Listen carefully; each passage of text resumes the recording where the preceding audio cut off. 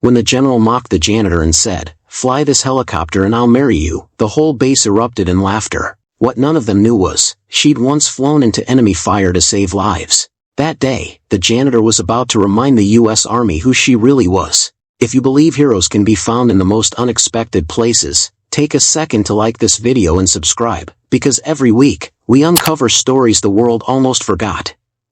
The sun hung low over Fort Rainier, casting long shadows across rows of weathered helicopters. Inside Hangar 6, the faint hum of engines mixed with the rhythmic scrape of a mop. Grace Porter moved quietly, her steps steady, her face calm. She had worked this hangar for nearly 6 years, and by now, no one really noticed her anymore. She liked it that way. The young pilots called her Aunt Grace, half in jest, half in fondness. They saw an older woman with tired eyes, mopping floors and picking up stray manuals. None of them knew that her hands, those same hands now gripping a mop, had once gripped a flight stick through the worst kind of skies. She hummed softly under her breath, an old tune from years ago, one the new recruits wouldn't recognize. Outside, drills echoed across the tarmac, orders shouted, boots pounding, engines roaring. Life at Fort Rainier never really changed. Yet beneath the routine, there was something different in the air that morning, something restless. The heavy doors clanged open as General Nathan Harlow stepped in. He was a tall man with a chest full of ribbons and a voice that filled the room like thunder. The pilots straightened immediately. Grace didn't look up, she'd learned to blend into the background, invisible but observant.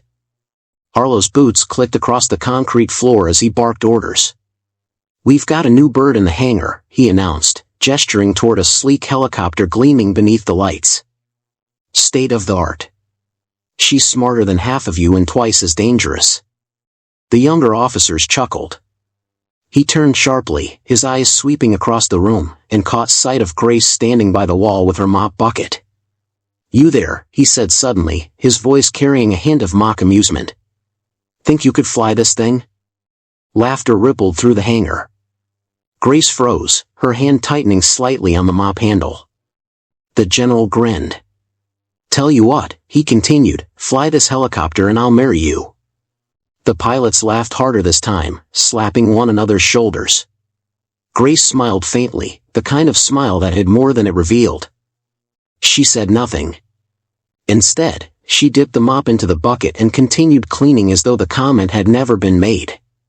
The laughter eventually faded, replaced by the buzz of conversation and the shuffle of papers as the meeting resumed. Maria Torres, the maintenance sergeant, caught Grace's eye from across the hangar. There was a flicker of something unspoken, understanding, perhaps, or quiet pity. Grace gave her a small nod and went back to work. As the day wore on and the hangar emptied, the echo of that laughter lingered faintly against the steel walls. Grace finished her shift in silence. Before leaving, she glanced once more at the new helicopter, its polished surface reflecting her weary face. She whispered softly to herself, almost a sigh, "Marry me, huh?" Then, with a faint, knowing smile, she turned off the lights and walked out into the fading sun.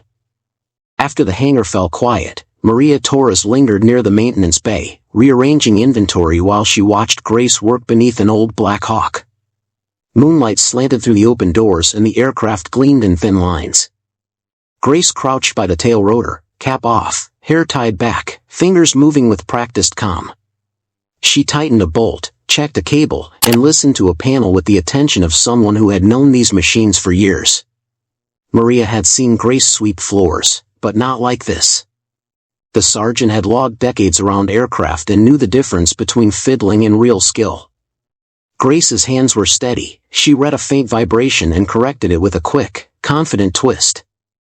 The way she handled the tools suggested a history that did not belong to a simple janitor. When Grace slid out from under the fuselage and wiped her palms on a rag, Maria stepped closer. Her voice was low. "You shouldn't be doing this alone," she said, careful and direct. Grace straightened and offered a small, guarded smile. "Old birds need respect," she answered, returning the rag to the bucket. The remark was light, but Maria sensed a boundary. Maria waited a moment and then asked softly, "You're not just cleaning this base, are you?" The question was gentle, not accusing. For an instant Grace's face seemed to hold two lives at once, the woman with a mop and a different woman in flight gear, maps and radios in her memory. Her jaw tightened. She did not deny the glance of the past, but she did not invite it back either. Instead she deflected with a modest half-truth. "I like things tidy," she said. "Helicopters deserve care." Maria recognized the answer as a shield and offered a practical hand. "If you need help, tell me. I can stay after." Grace nodded, a brief gratitude passing through her features, and together they completed the quiet inspection, two women moving in the small, careful rhythm of late-night maintenance. Later, in a dim locker room that served as her private corner, Grace eased open a battered trunk beneath a folded blanket. Her fingers hesitated on the latch, then worked it free with the same steady grip she had shown on tools. Inside she had arranged a modest order, a row of dulled ribbons, a pair of leather flight gloves with a mended thumb, and a single photograph curling at the edges. She lifted the picture to the lamp. It showed a younger woman in flight gear, hair windblown, eyes fixed with a stubborn, tired pride. Her thumb traced the photo's faded corner. For an instant the locker held the remembered roar of rotors and distant shouts. The gloves smelled faintly of oil, the ribbons lay dull where hands had smoothed them. Grace replaced each item with care, movements gentle as if handling a memory, closed the trunk, turned off the lamp, and sat a moment in the lamplight in silence.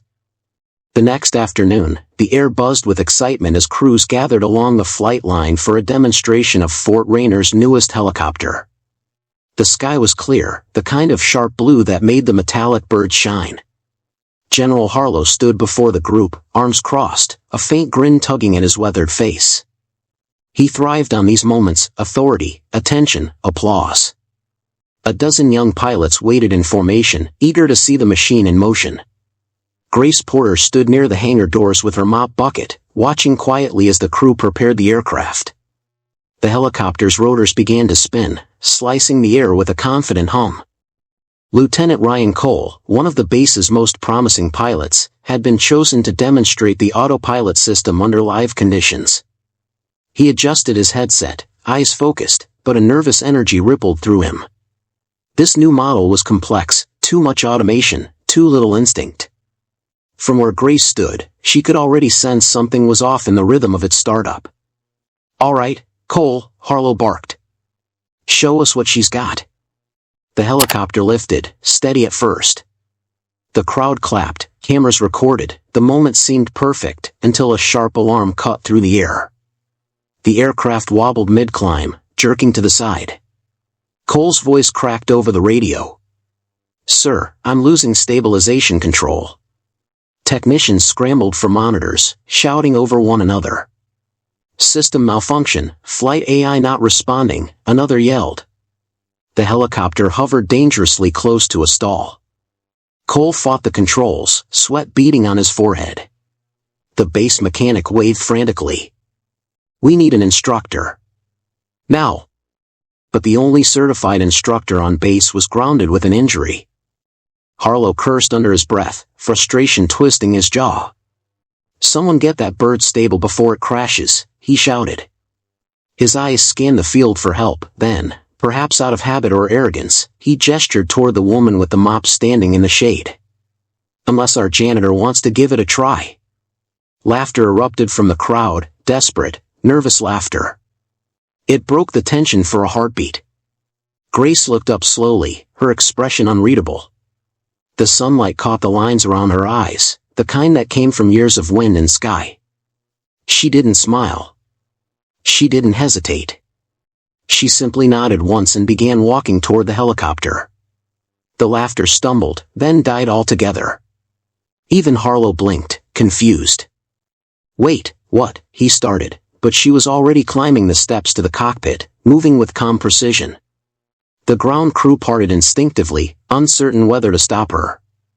Grace placed a hand on the side panel, feeling the vibration like an old heartbeat. Her voice, when she spoke, was steady and low. "I'll take it from here." Cole looked at her in disbelief but shifted aside. Grace slipped into the pilot's seat, eyes scanning the dashboard, hands moving in quiet command. The engines whined, trembling under her control. For a moment, the entire base held its breath as the rotors thundered overhead, waiting to see what the janitor would do next. The hum of the rotors filled the hangar as Grace Porter settled into the pilot's seat, her fingers brushing controls with the precision of someone who had lived in the sky for decades. She ran through the pre-flight checklist silently, every movement measured, deliberate. The engine coughed once, then roared to life under her command, a steady vibration she could feel in her chest. Her eyes, calm and focused, scanned the instruments with a familiarity that left the base crew frozen in surprise. There was no hesitation, no doubt, only a quiet, absolute confidence that came from experience few could imagine. With a gentle push, the helicopter lifted off the tarmac, rising smoothly into the air. The rotors cut through the morning light, throwing shimmering reflections across the hangar walls. The takeoff was textbook perfect, textbook flawless, each movement controlled, each adjustment precise. Down below, General Harlow's smirk, sharp just moments before, vanished. He stepped back instinctively, watching the craft descend with an unfamiliar mixture of disbelief and concern. The young pilots exchanged uneasy glances.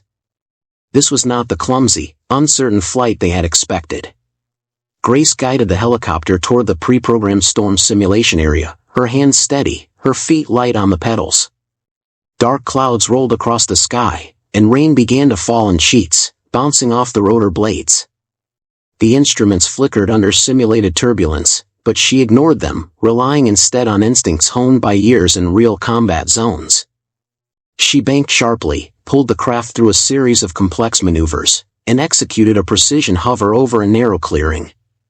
Only pilots trained to elite standards could have achieved such fluidity. Every twist, every tilt of the rotor, spoke of a history the base had forgotten. On the ground, the young soldiers could hardly believe their eyes. Lieutenant Cole pressed his palms to his mouth, muttering under his breath. How is she doing that?" murmured one of the rookies, voice barely audible over the pounding rain. Even Maria Torres, standing in the pouring drizzle, felt a lump rise in her throat.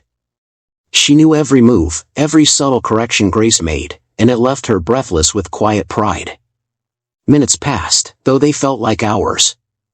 Grace navigated the simulated storm with calm authority, guiding the helicopter back toward the base.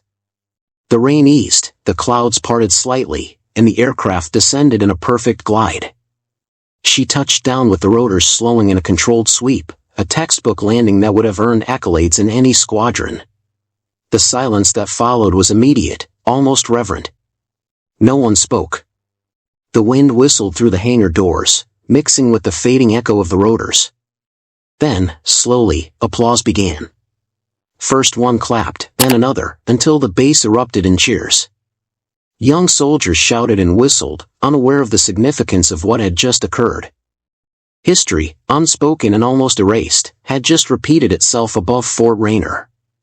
Grace Porter, janitor by title, had reminded them all that the past still lived in her hands, even if no one else remembered. After witnessing Grace's flawless demonstration, General Harlow returned to his office, unsettled.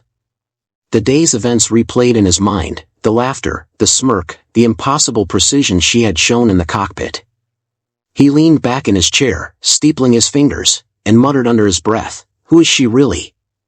Curiosity gnawed at him, stronger than any instinct to dismiss the janitor's actions as mere luck.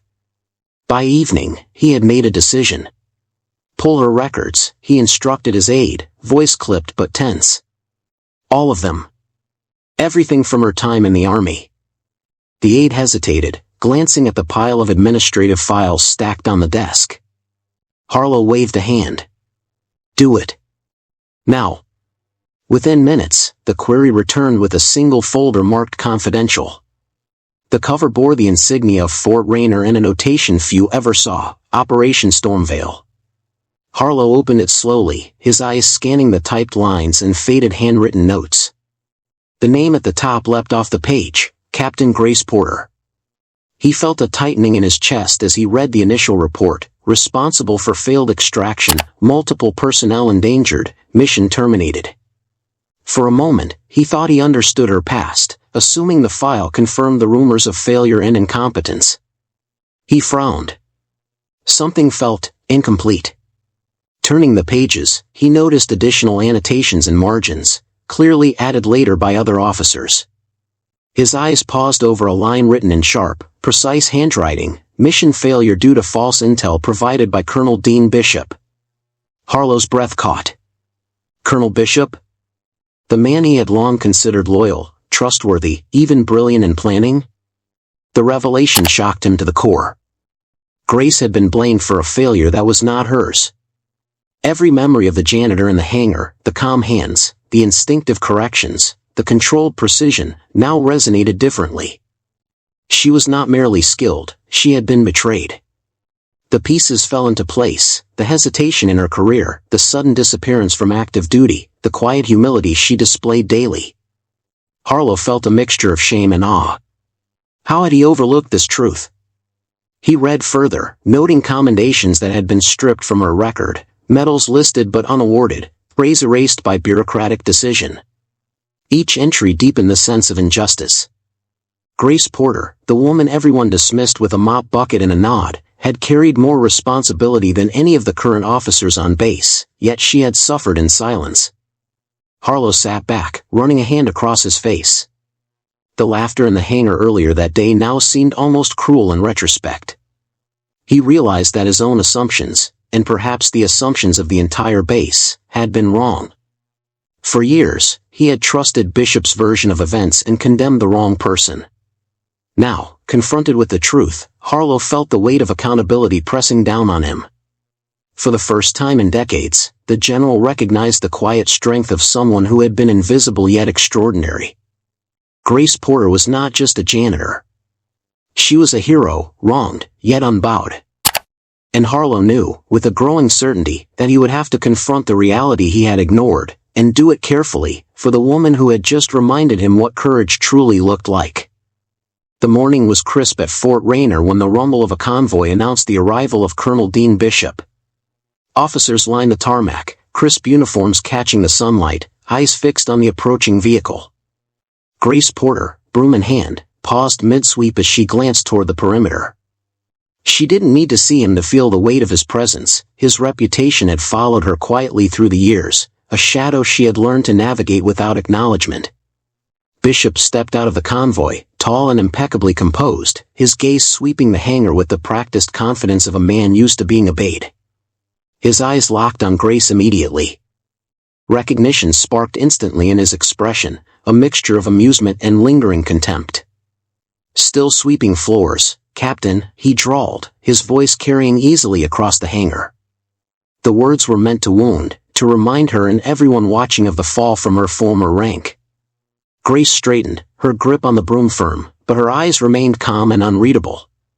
"Some messes never clean themselves," she replied, her tone quiet, precise, and cutting enough to pierce without a shout.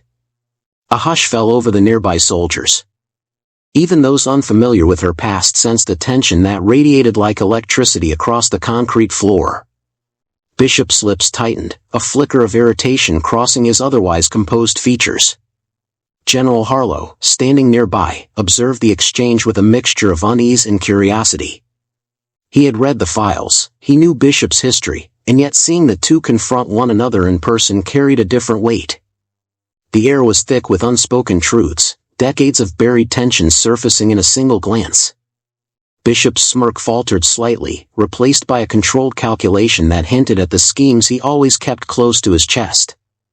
After a few formal greetings and obligatory handshakes with officers, Bishop's attention returned to the operational details of the inspection. He moved through the hangar, eyes scanning maintenance logs and aircraft readiness reports, but his mind was elsewhere. Beneath his professional demeanor, he plotted. The upcoming live drill, a full-scale simulation intended to test base readiness, presented an opportunity. Bishop saw a chance to manipulate the exercise, to create confusion, and to redirect attention from old failures, covering tracks that might still surface if anyone looked too closely. Grace, aware of the subtle calculations behind Bishop's movements, kept her distance but did not avert her gaze. Every step he took, every casual glance toward the helicopters, seemed deliberate. She noted the flicker of his eyes towards certain control panels and navigation systems. There was a tension in the air that went beyond routine military inspection.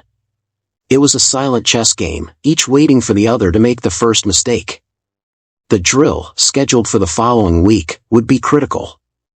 Bishop's intentions were veiled beneath the guise of protocol, but Grace understood. He was planning to use the upcoming exercise as a smokescreen.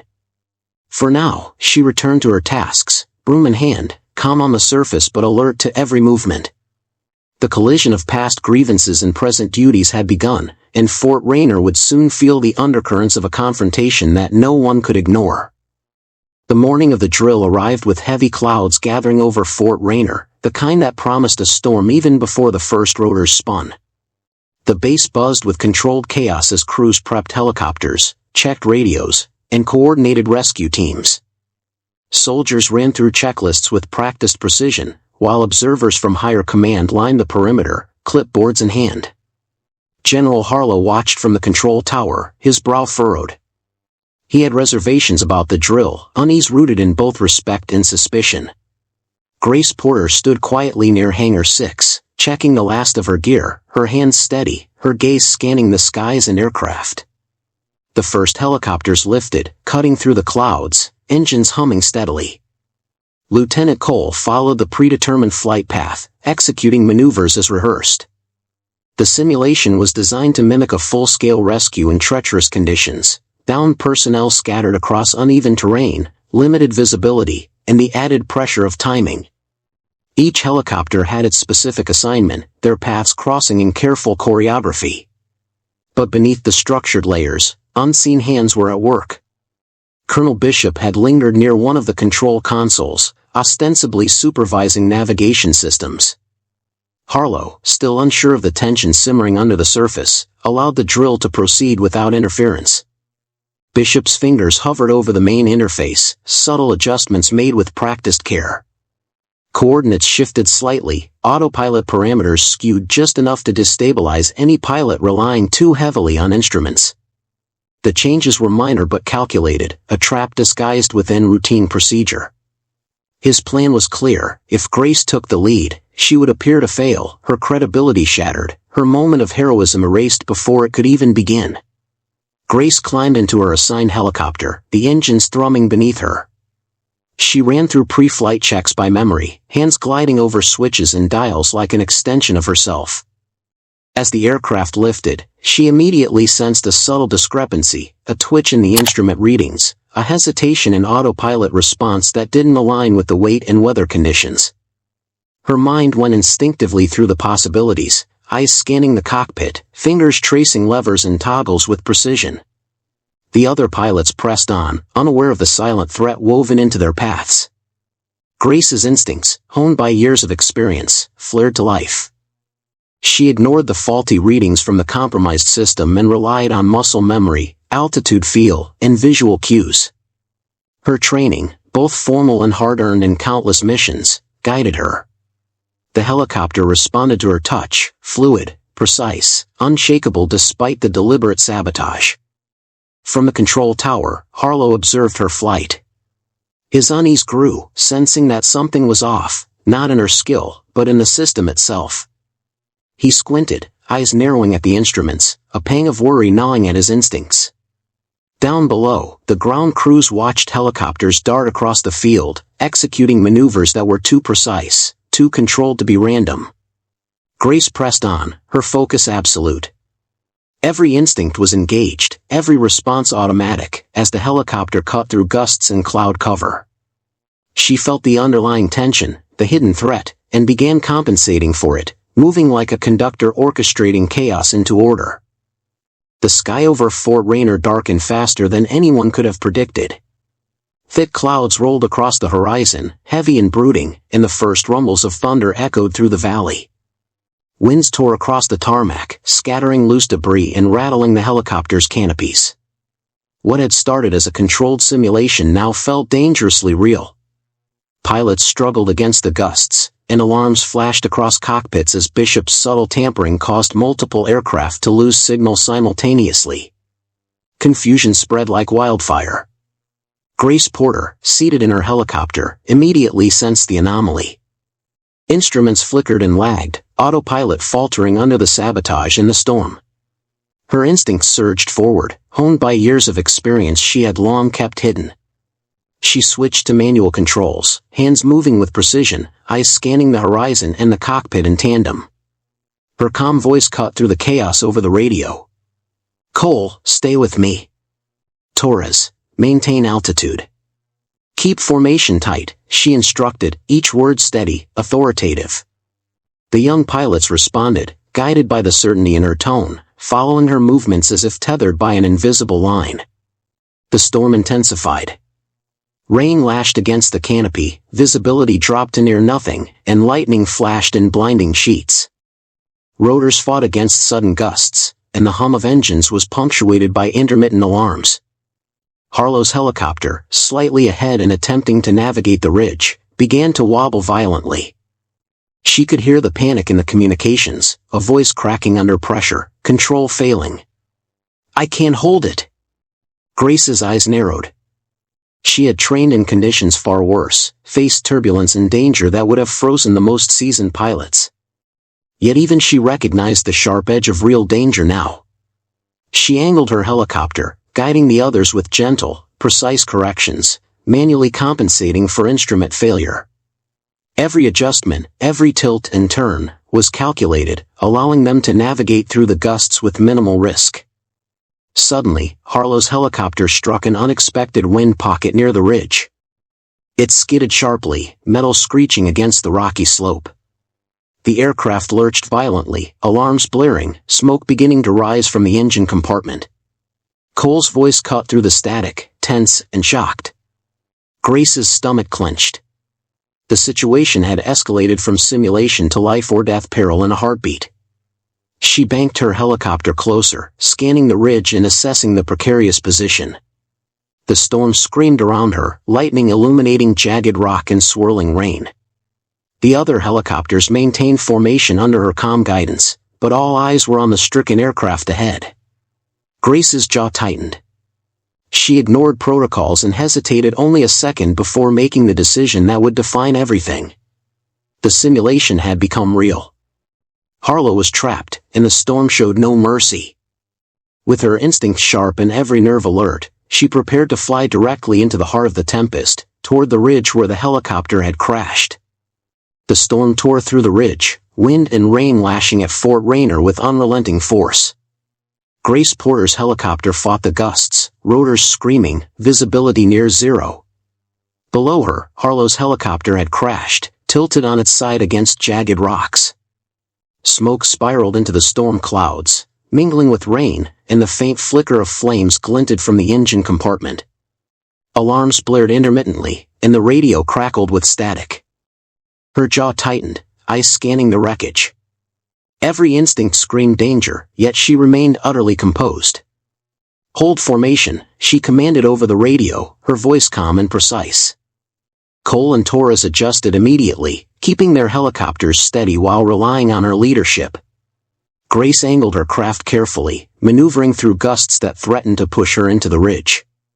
Lightning flashed, illuminating the treacherous terrain, and rain pelted the canopy like shards of glass. Yet she held steady, hands firm on the cyclic and pedals, compensating for both wind and faulty instruments from Bishop's sabotage. Hovering above the wreck, Grace assessed Harlow's condition. The general's seat was crushed on one side, his harness strained, but he was conscious. She engaged the winch with precision, a cable snaking down toward him. "Hold tight, General," she said over the comms, her voice steady, almost gentle despite the chaos. "This janitor still knows how to fly." Harlow's eyes widened in disbelief as he clutched the cable, nodding urgently. The helicopter shuddered violently as a lightning strike cracked nearby, sending vibrations through the airframe. Grace adjusted instinctively, countering the gusts with minute, exacting movements. The rotors dipped dangerously close to jagged rock, and her knuckles whitened as she maintained control, every second stretching like an eternity. She guided the winch, hoisting Harlow free while maintaining a perfect hover, the storm roaring around them, threatening to rip the aircraft from the sky. Once Harlow was secure, she signaled Cole and Torres to follow her lead. The three helicopters navigated back through the storm with meticulous precision, Grace setting the pace, her voice calm, unshakable. The base watched from below, eyes wide with disbelief as the helicopters emerged from the clouds and descended safely onto open ground. Flames flickered from the ridge, but Harlow was unharmed. Grace landed with textbook accuracy, shutting down the rotors as rain and wind battered the tarmac. The crew erupted into astonished applause. Soldiers and officers alike stared at her, realization dawning that the janitor had just executed a rescue no one else could have attempted. Cameras flashed, radios crackled with excited chatter, and murmurs of awe swept through the base. Grace unbuckled herself, stepping down from the cockpit, rain dripping from her hair, and offered Harlow a steadying hand. In the aftermath, flight data logs recovered from her helicopter revealed Bishop's tampering beyond dispute. The colonel's scheme unraveled, and he fled the base under scrutiny, exposed and disgraced. Grace, still calm and composed, returned to her mop bucket, the storm finally passing around her, leaving the air crisp and still. The base had witnessed history repeat itself, a hero revealed where least expected, and a lesson in courage etched permanently into Fort Rayner's legacy. The storm had passed, leaving Fort Rayner bathed in an eerie calm. The air smelled of wet concrete and ozone, and helicopters sat quietly on the tarmac, their rotors still. Inside her modest quarters, Grace Porter sat at a small table, carefully polishing the metals she had once hidden away in a battered trunk. Her hands moved deliberately, tracing the edges of each ribbon, each insignia, the motions quiet and reverent. Outside, the base hummed with the aftermath of the storm, but inside this small room, time seemed suspended. A soft knock at the door made her look up. General Nathan Harlow stood there, his posture unusually rigid, his usually commanding presence softened by something unfamiliar, humility. He hesitated, eyes sweeping the room, finally resting on Grace as if seeing her truly for the first time. She did not rise, did not gesture for him to sit, she simply returned to her polishing, the quiet rhythm of her work a statement in itself. I don't even know where to start, Harlow said, voice low, betraying his usual certainty. He stepped closer, hands loosely clasped in front of him. You saved my life. All of them.